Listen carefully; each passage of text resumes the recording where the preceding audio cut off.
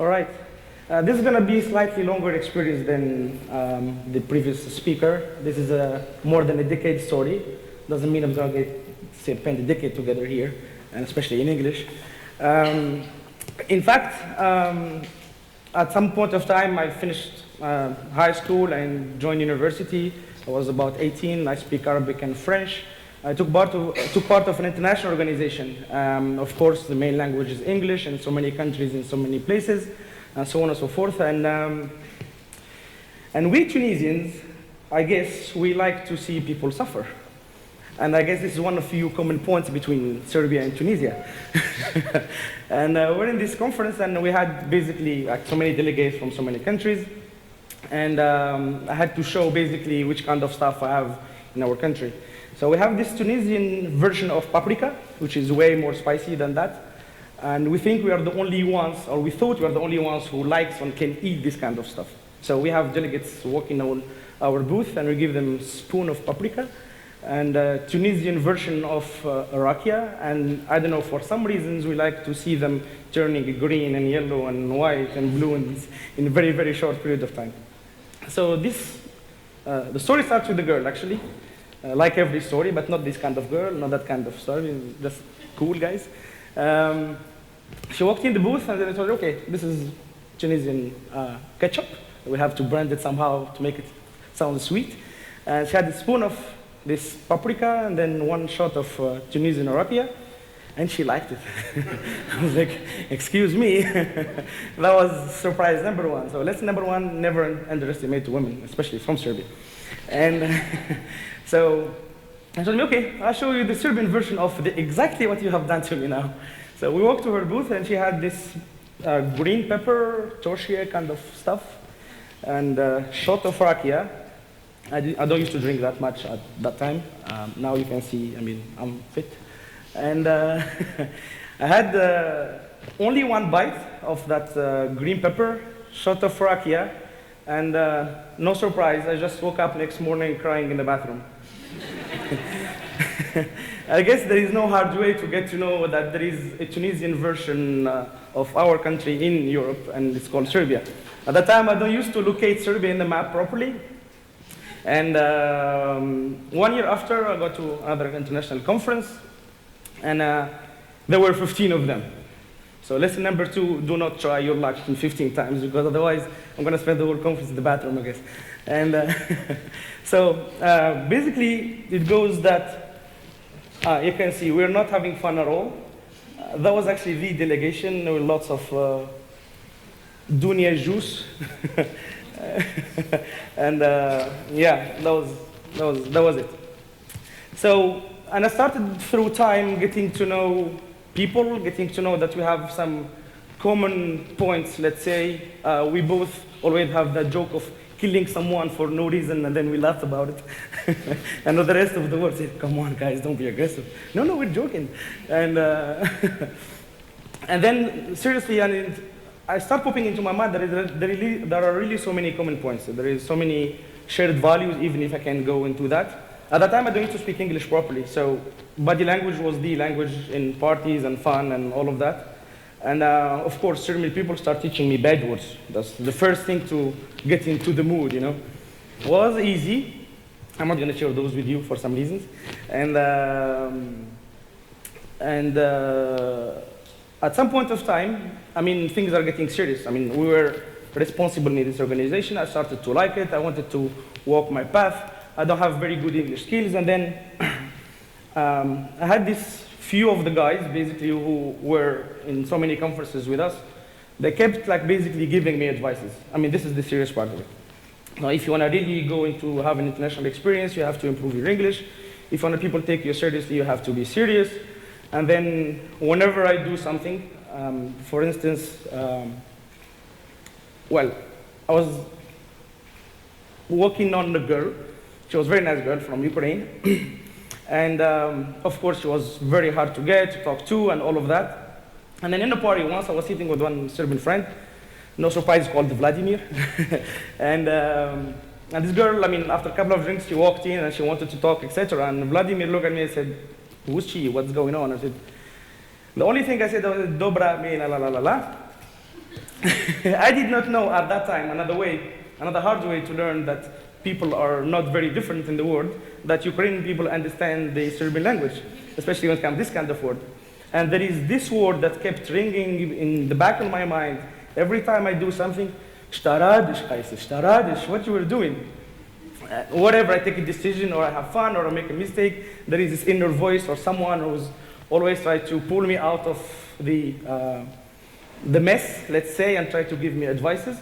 And at some point of time, I wanted to have an international experience, so I moved out of Tunisia and tried to walk my way. I've always been recommended, always been supported by the Serbian people because we are friends, because they like me, because they believed in me, because, I don't know, for a million reasons. And it did work. It did work. I had a good international experience. I was facilitator and trainer in international conferences, chairman, and so on and so forth. For about 2.5 years, I hit up to 36 countries at that time. And I couldn't be more grateful to Serbians than that. And I kept coming, of course, to Serbia, and et cetera, et cetera. And at some point of time, I was really very serious about getting to know more about the relationship between the two countries.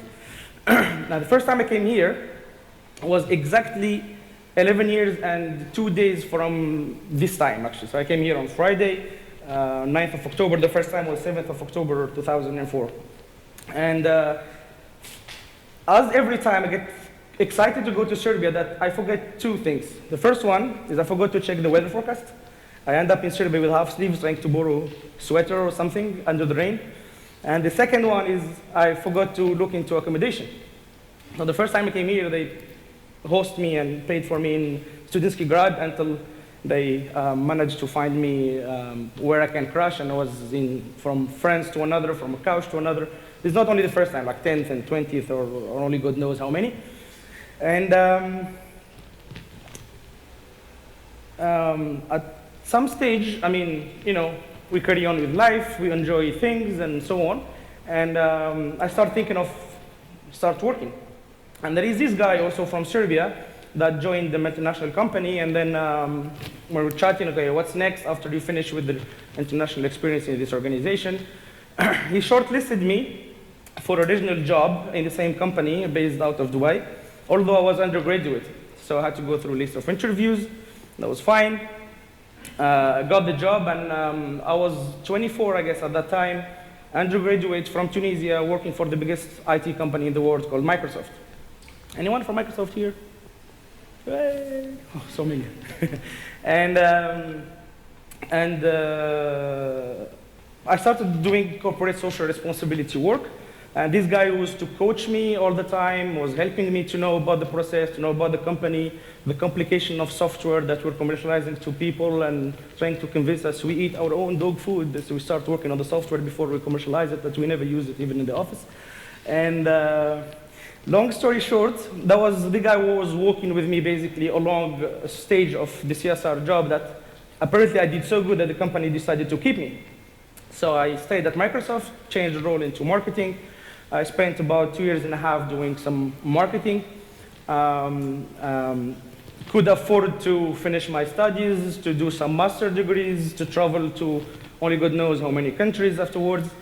And with every trip there is a story to tell, with every trip there is an adventure, with every trip there is learning, with every trip there is something changing on me, something changing in my life. And that could carry on for a while until at some point of time, through all of this traveling, which helped me to know myself, with all the encouragement of people that shows me that I can do something on my own, so I started my own business. So, and again, for some reason it was successful in the beginning. I had to travel to different more countries, move to Singapore for a while, go to up to 3 countries a week. I was gold member in 2 or 3 airlines. Hit up to 1,200,000 plus miles in a 1.5 years time. That was really very, very good experience, very thing to learn, very good stuff to share, let's say. And at some point of time, I got bankrupt for some reasons. Of course, see, people are laughing. You like people to suffer, right? And so I was here in Serbia for some event, and then I sat with this mentor, and then I said, okay, we've been hiding for a while. I mean, where were you? I'm gonna just share some photos with you guys that I took in Serbia. And I said, where were you? I said, like, well, listen, I got bankrupt. And the guy was an entrepreneur even himself. And the first thing was like, yeah, okay, we all got bankrupt, we all had gone through that, it's fine, it's just a question of time. And he took it from the most dramatic thing I had, basically, to the funniest thing, and then, yeah, one shot of tequila, I went of rakia, and then we kept going on. So going back to what I was at that time, and, well, okay, kept killing time with rakia until problems got solved by their own. I don't know how that happened, actually. And again, I got the chance to start another startup. Definitely, the main thing behind it is that I was so supported by my friends in the very beginning that gave me that energy to keep going and growing and progressing, etc.